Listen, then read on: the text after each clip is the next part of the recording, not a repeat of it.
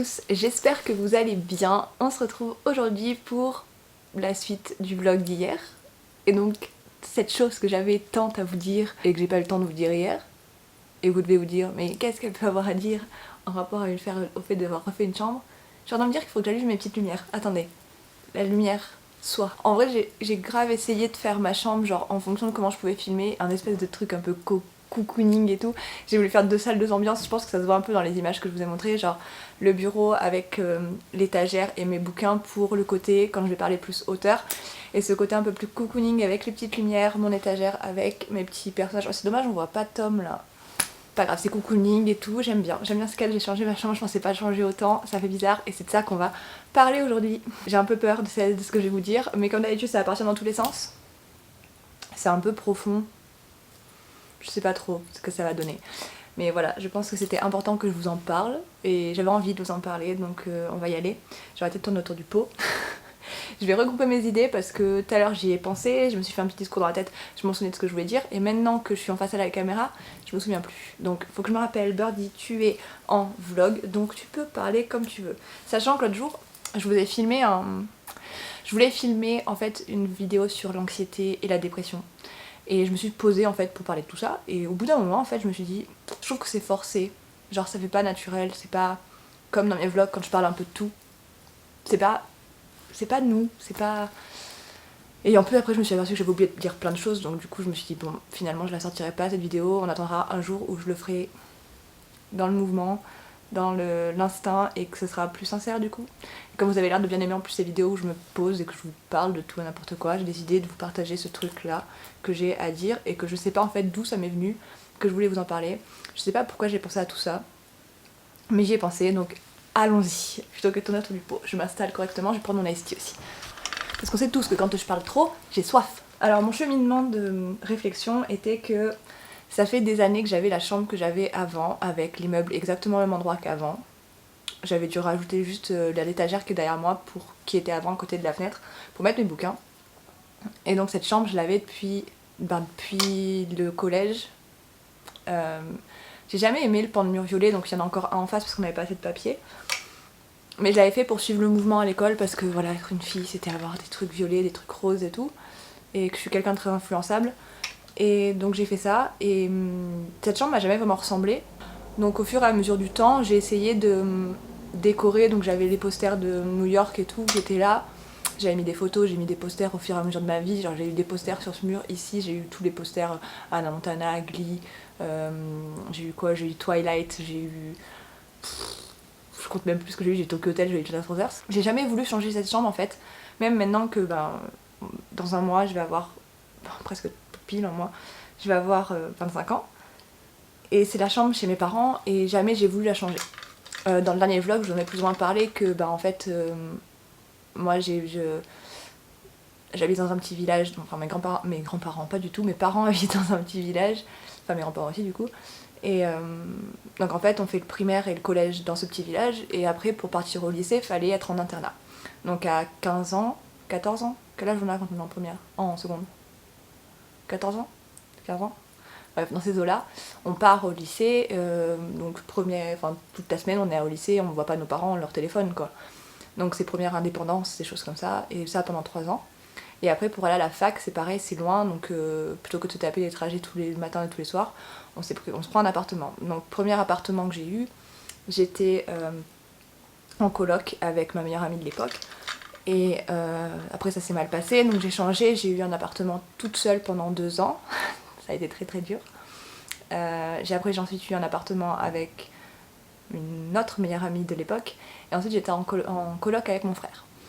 Donc j'ai eu voilà, des moments quand même où j'ai habité seule, sans mes parents, et cette liberté c'est grave cool de se dire je peux sortir quand je veux. Bon là je vais parler plus quand je vivais avec mon frère et quand je vivais dans l'appartement toute seule, donc c'est inviter qui on veut, sortir quand on veut, manger ce qu'on veut, avoir les horaires que l'on veut, même si c'est super angoissant de se retrouver tout seul. Je me souviens de la première nuit que j'ai passée dans mon appart toute seule. Mes parents venaient juste de partir, j'avais pas internet, j'avais pas la télé. On avait acheté les Sims, mais c'était les nouveaux Sims, donc du coup fallait internet pour l'installer. Je me suis retrouvée toute seule dans cet appartement et j'ai fait une crise de panique, genre trembler au milieu de la pièce et tout, à pleurer et toutes les larmes de mon corps. J'ai dû appeler ma mère alors qu'elle était en voiture, genre ça faisait 5 minutes qu'elle était partie et je l'ai appelée parce que je me sentais pas bien. Voilà, c'était ça, c'était super sympa. Mais qu'est-ce que je veux en dire, sachant qu'on parle de ma chambre? Donc cette chambre, j'ai jamais voulu la changer parce que je le voyais comme c'est ma chambre d'enfant et de toute façon je vais pas y revenir, je vais pas y passer du temps parce que j'ai grandi, que je vais partir vivre ailleurs, je vais avoir mon appartement, mon moi à moi, mon endroit à moi, qui sera à mon image, qui sera différent et que j'aurai aménagé comme je veux. Donc c'est pas grave si cette pièce c'est une pièce de petite fille parce que je reviendrai de temps en temps y dormir. Le fait est que ça n'a pas été le cas. Après ma fac, j'ai été faire un stage à Paris, donc j'ai vécu chez ma tante à Paris pendant 6 mois. Ça m'a beaucoup plu. Et en fait, après, j'ai été diplômée, j'ai eu mes problèmes de santé, et je suis restée à la maison pendant plusieurs mois à rien faire. Donc je suis retournée chez mes parents, parce que c'était plus simple, pour tout ce qui est financier et tout, parce que j'ai pas d'argent.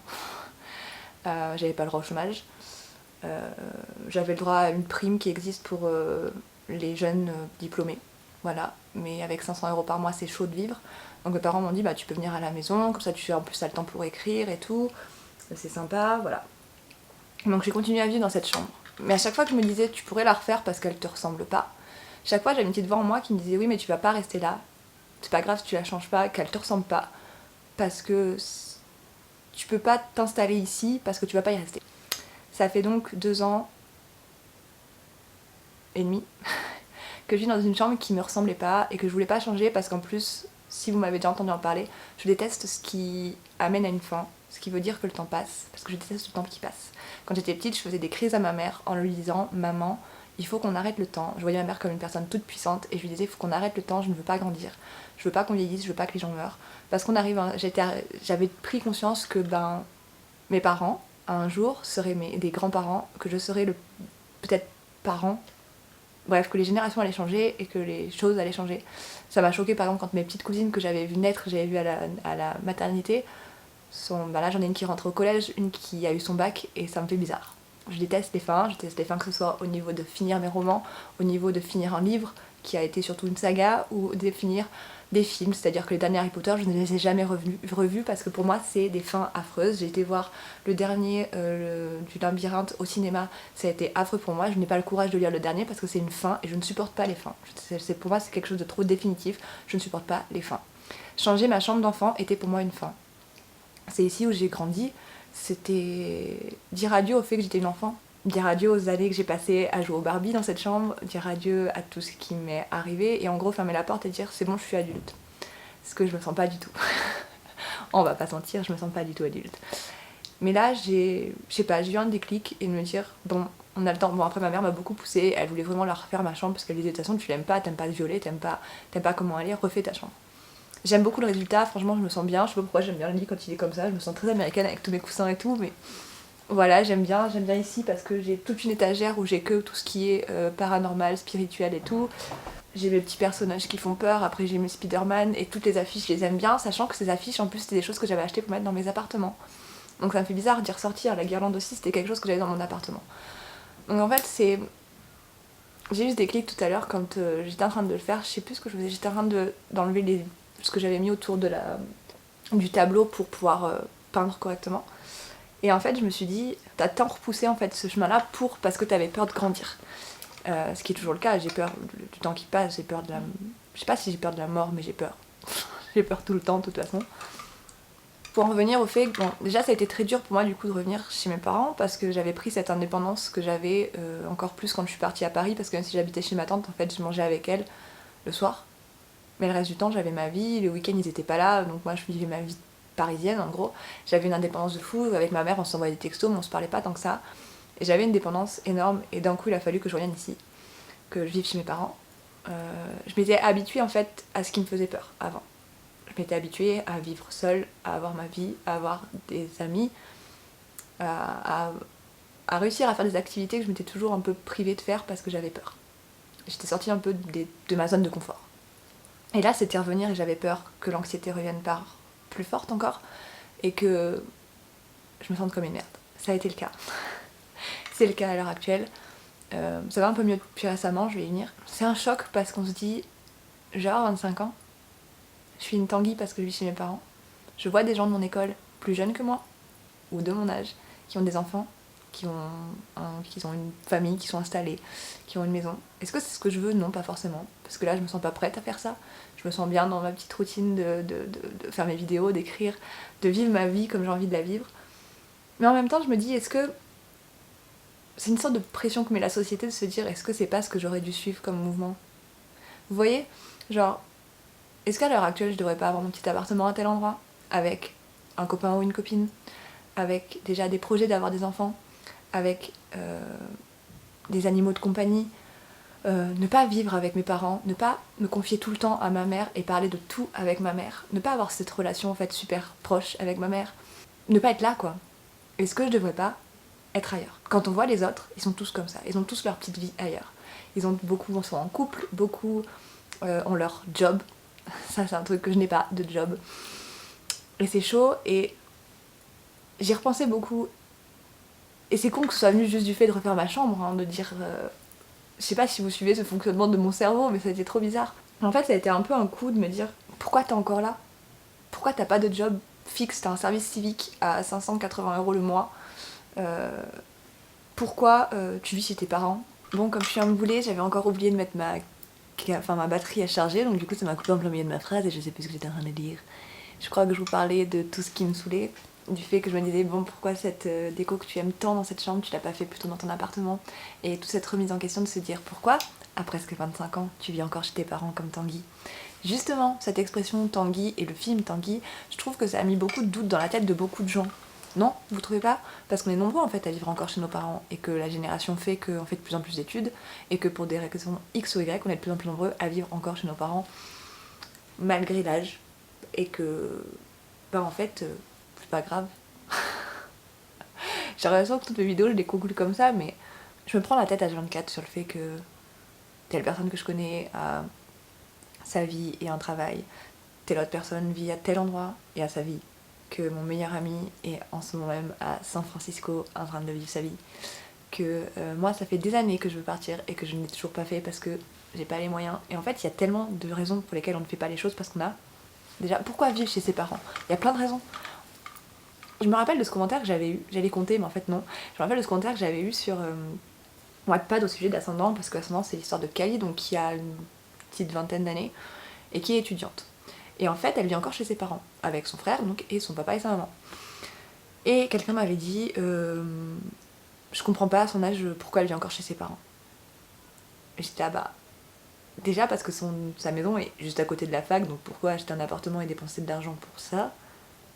Et puis, je sais pas, genre, des fois, ça arrive de vivre encore chez ses parents et il n'y a pas de problème à ça.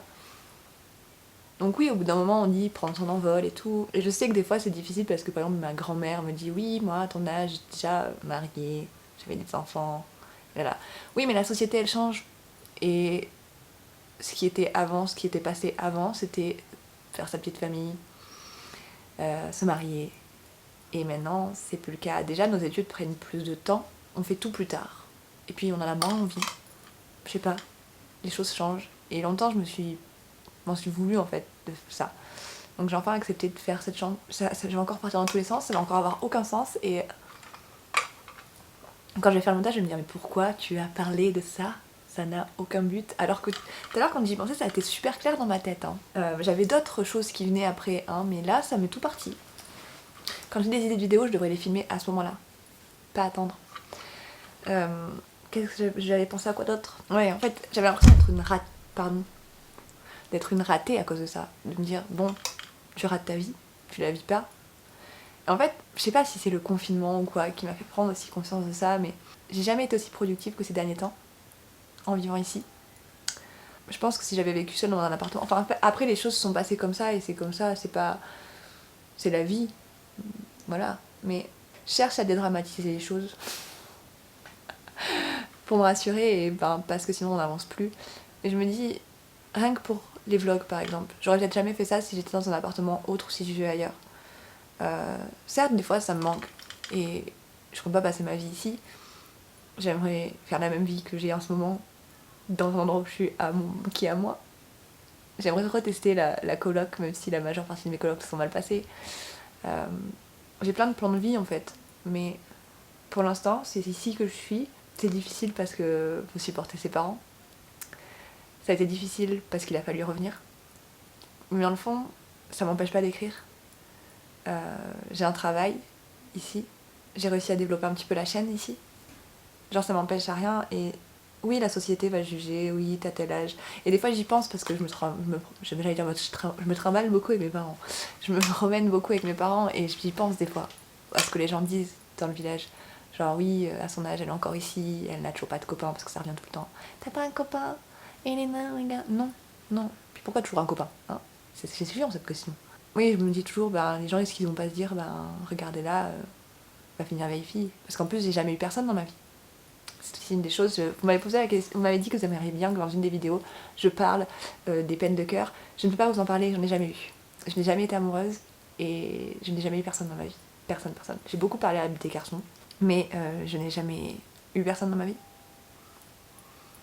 Parce que j'ai jamais senti un moment où je voulais être avec quelqu'un et parce que j'ai jamais été bien avec quelqu'un au point de me mettre avec et que clairement je me sens pas prête à être avec quelqu'un. Je sais pas, peut-être qu'un jour je me dirais cette personne je me sens bien avec, mais à chaque fois il y a plein d'histoires à ce sujet-là que je... C'est la vie, donc je suis désolée pour les personnes qui m'ont demandé de donner des conseils vis-à-vis des peines de cœur. Je n'ai jamais vécu ça. Je ne sais pas ce que c'est qu'être amoureuse. Je ne sais pas ce qu'on ressent quand on est amoureuse. Ça se trouve, je l'ai été, je le sais pas, mais je pense pas. Sincèrement, je ne pense pas. En réalité, c'est un sujet. La vidéo a dérivé totalement sur autre chose. Je ne crois pas en l'amour pour moi. Donc, non, je suis pas asexuelle, aromantique. Je suis nulle pour les termes de sexualité. Moi, je pars du principe qu'on est qui on est et qu'on ne devrait pas se mettre d'étiquette. Je sais que beaucoup de gens sont contre ce genre de propos, mais je veux dire, on aime qui on veut, on aime comme on veut. On n'a pas besoin d'étiquette, on n'a pas besoin de dire comment on est. Non, chez moi, si vous voulez, mais moi, je pars du principe comme ça, voilà. Mais dans tous les cas, ce que je veux dire, c'est que je crois que certaines personnes tombent amoureuses, que les gens sont très amoureux, vivent leur vie en étant très amoureux et tout. Je pense que certaines personnes se mettent ensemble juste pour être ensemble. J'ai eu cette discussion avec une amie, je suis sûre qu'elle regarde la vidéo, qu'elle y pense d'ailleurs. Mais on a réfléchi par exemple un soir, un jour il faudra que je vous emmène dans ces soirées qu'on fait ensemble, où on se pose dans la voiture et on refait le monde, en regardant les étoiles et en écoutant de la musique. En fait on s'est dit, on citait tous les couples qu'on connaissait et les gens qui étaient vraiment ensemble parce qu'ils s'aimaient. Et les gens qui étaient vraiment ensemble, juste ensemble parce que ils se plaisaient et que la société faisait qu'il fallait qu'ils soient en couple. Et on s'est rendu compte qu'en fait il y avait beaucoup plus de monde qui était en couple parce qu'il fallait qu'ils soient en couple et parce qu'ils pensaient qu'ils se plaisaient plutôt que de personnes qui étaient vraiment amoureuses. Et c'est triste, en réalité c'est triste. Moi je pense que je suis pas faite pour aimer et que c'est un fait parce que déjà de un j'ai jamais aimé. Je sais pas ce que ça fait, j'aime ma mère par exemple, j'aime mes amis, j'aime mon chat. J'arrive pas à imaginer ce que c'est vraiment l'amour. Et je sais que c'est con parce que j'écris des histoires là-dessus. Et je crois en ce que j'écris, vraiment, je crois que certaines personnes peuvent ressentir ça. Je crois pas que je sois faite pour ressentir ça. Si ça a du sens. Je dis toujours ça, si ça a du sens. J'arrête de dire ça. Voilà, cette vidéo est encore partie dans tous les sens. C'est le principe des corps cocooning, c'est de partir dans tous les sens. Mais je pense pas que je sois faite pour être amoureuse. Ou vraiment, certains me répondent toujours c'est parce que t'as pas trouvé la bonne personne. Nanana. Sincèrement, je sais pas. J'ai eu des rencontres fusionnelles qui s'entendaient très très bien avec la personne.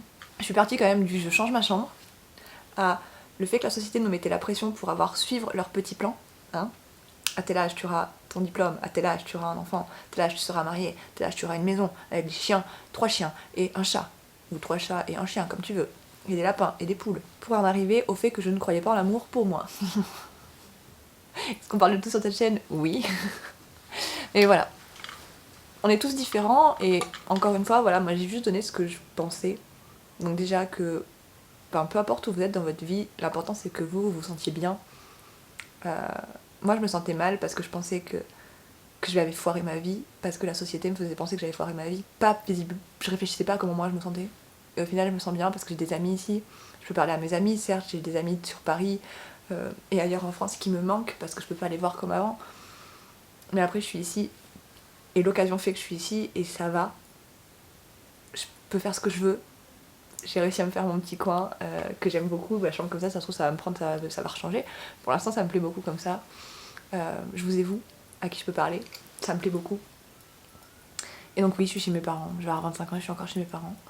Ils m'ont pas encore foutu dehors. Donc j'espère que ça va durer pour l'instant parce que j'ai pas de toit autre où aller. J'irai chez mes grands-parents qui habitent de l'autre côté du jardin. Il y a le fait que oui, je n'aime pas le temps qui passe. Non, c'est comme ça. J'ai peur du temps qui passe. Pas en soi, genre de mourir en fait. C'est que j'ai peur surtout de rien avoir accompli dans ce temps. C'est ça qui me donne beaucoup de crises d'angoisse aussi. Et enfin, je pense que je ne suis pas faite pour être amoureuse. Déjà parce qu'en plus, je repousse les gens dès que je sens qu'ils sont trop attachés à moi ou qui, comment on dit, pas qui s'intéressent mais qui sont trop attachés. Parce qu'en fait, j'ai peur qu'à un moment, moi, je leur fasse mal.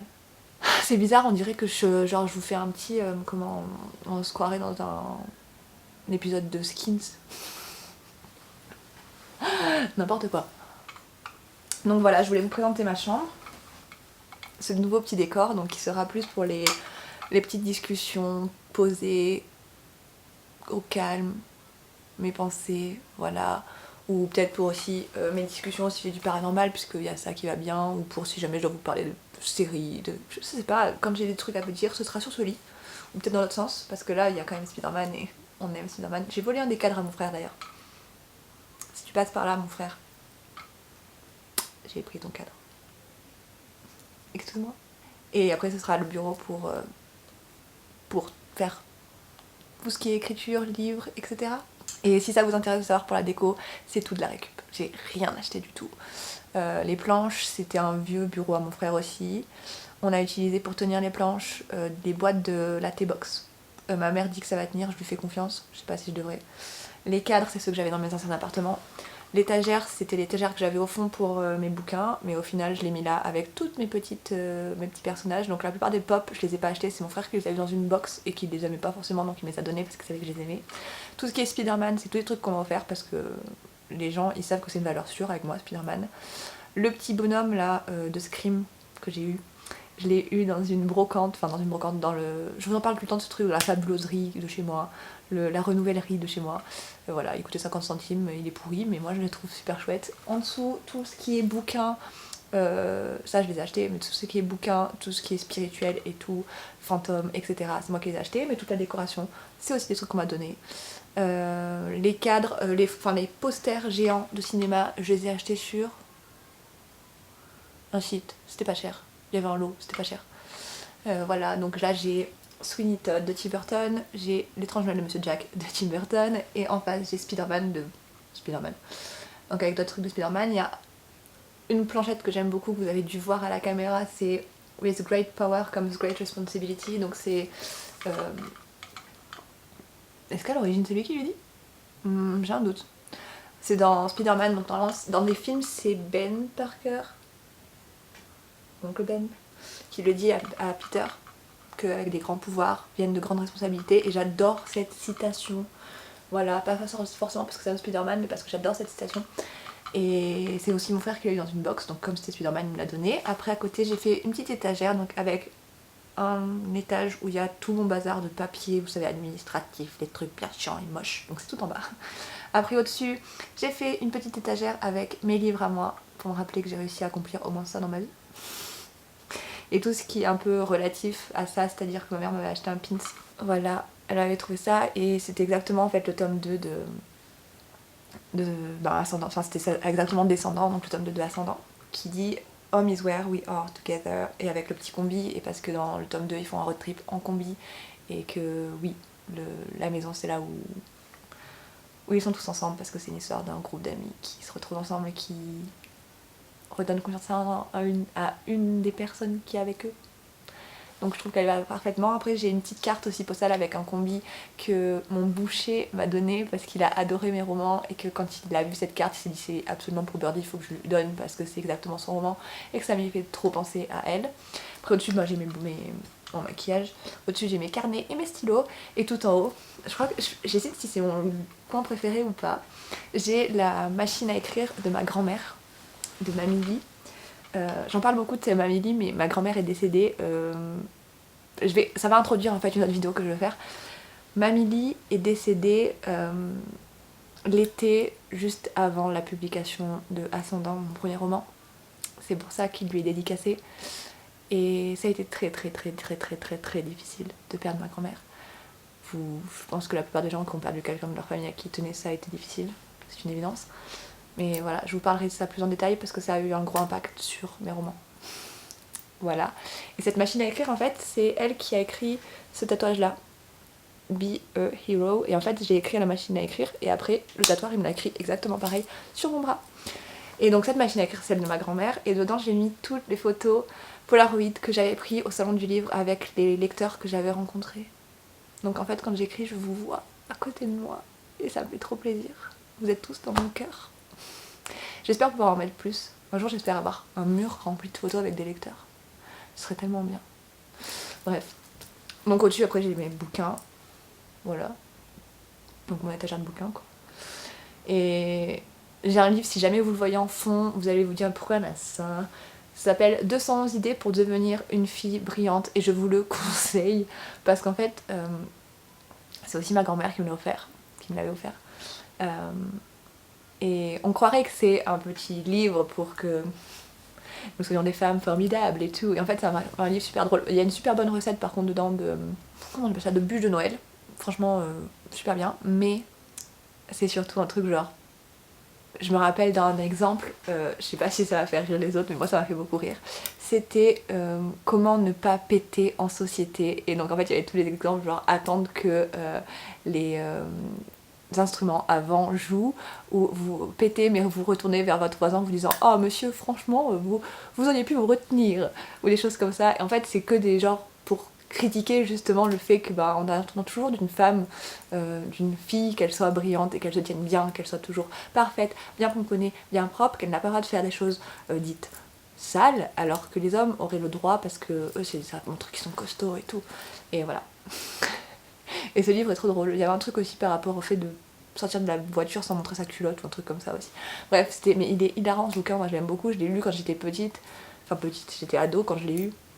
Et je remercie j'avais assez ma grand-mère de m'avoir offert tout ça. C'est elle qui m'a créé en fait, ma grand-mère. Et puis après, j'ai mes cactus que les gens ils critiquent parce qu'il y en a un qui est devenu super grand et on m'a dit qu'il ressemblait à. Je dis beaucoup trop de mots qu'il faut pas. Après, faut pas s'étonner si un jour j'ai la possibilité de faire monétiser ma chaîne et que entre péter, zizi, mettre des musiques qui sont pas libres de droit, faudra pas s'étonner si j'arrive pas à gagner de l'argent moi. Je vais épouser quelqu'un de riche, je crois. Harry, c'est à toi que je parle. Colby aussi, si tu passes par là. Répondez à mes messages pour les crushs. Je suis toujours présente. En plus, j'ai refait ma chambre. Elle fait plus adulte, donc si vous voulez venir, j'ai un lit bien douillet et avec une jolie décoration. Après, si vous voulez, je prends que l'argent aussi, hein, parce que je retrouve pas toujours 380 € dans chacun de mes livres. Oh, vu tous les livres que j'aurais, je serais riche. J'aurais pu regarder chacun de mes livres, voir si j'ai de l'argent dedans, mais je crois pas. J'espère que ce nouveau décor vous plaît aussi. Je trouve que ça fait plus youtubeuse, ça fait plus pro. Et en même temps, ça fait plus moi. J'aime bien. Genre, depuis que je dors avec le lit dans ce sens-là, je dors mieux. Et puis ce sera plus simple pour avoir la lumière. Voilà. Mais j'ai plus beaucoup de place pour danser, j'en serai sur le lit. Et d'ailleurs là j'ai fait un tableau et je voulais cadrer. En vrai le cadrage n'est pas aussi beau que ce que je pensais. Je pensais qu'on allait bien voir et tout derrière, mais si je me mets plus loin je pense qu'on verra. Et là d'ailleurs j'avais écrit sur le tableau soyez vous-même. Donc soyez vous-même. Continuez d'être vous. Continuez d'être géniaux. Continuez de créer. Et j'espère que ce format encore une fois vous aura plu. Je vous retrouve très vite demain, puisque j'ai dit que je faisais une vidéo par jour. Je reprends le travail lundi. Je sais pas à quand je vais publier cette. J'ai pas dit à quand, je sais pas quand cette vidéo va sortir. Parce que pour moi, aujourd'hui on est le 8 mai, j'ai la vidéo de la vidéo de juste avant à faire sortir. Donc en théorie, ce serait bien que moi je la fasse sortir samedi soir. Donc vous, du coup, celle-là, vous la voyez dimanche. Et que du coup, demain, selon comment c'est sorti, normalement je retravaille demain. Donc lundi, je reprends le travail à l'école. Avec toutes les conditions que cela implique de travailler avec des enfants dans ces circonstances. Les garder à 1 mètre et tout ça. Vous voyez bien le travail, j'ai pas trop envie de me tarder là-dessus. Mais du coup, vous me verrez peut-être râler chaque jour dans les vlogs au sujet de mon travail. Mais moi, ça va me faire du bien de pouvoir vous parler à la caméra et ça va me faire changer de mes idées. Voilà. Sur ce, je vous dis à demain. Continuez d'être vous, continuez d'être géniaux, continuez de créer. N'ayez pas peur d'être différent, soyez différent. J'allais dire aller sur MetaLife, mais MetaLife a fermé ce jour-là, aujourd'hui pour moi. Que vous dire de plus? Continuez d'écrire, même si j'ai pas parlé d'écriture aujourd'hui. J'espère que vous m'en voulez pas parler d'écriture. Et voilà, continuez de danser bizarrement, continuez d'être bizarre. Assumez votre bizarreté, vos bizarreries. Ne parlez pas la France comme moi, parce que de toute façon il n'y a pas de façon de parler français. Et puis je vous dis à demain, et je vous fais des très très gros bisous.